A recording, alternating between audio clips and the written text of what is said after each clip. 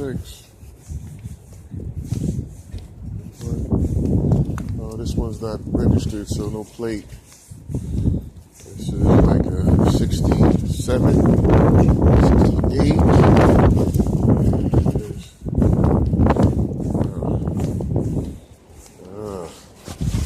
Wow, some good looking stuff on that side.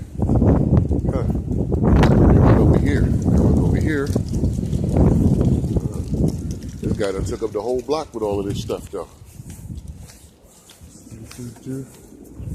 67 Wildcat.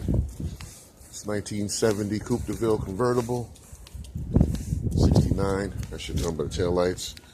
66 Fleetwood Slandville. 62. Of course, this is an Imperial.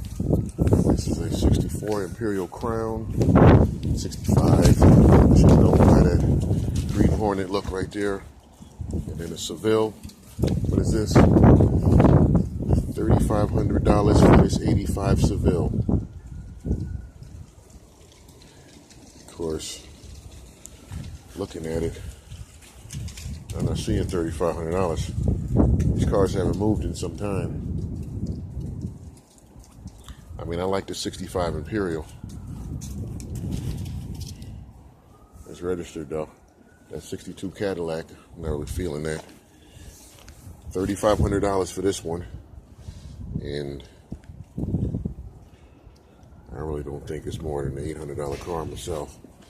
But them Cougars over there, those Cougars look nice. You know, especially that blue one. This gold one here looked like it's been sitting under a tree in somebody's backyard for a while. But he got it registered, so it must be running. But that blue one looks great. All right, the guy didn't leave a number. Did he leave a number? For seller best offer.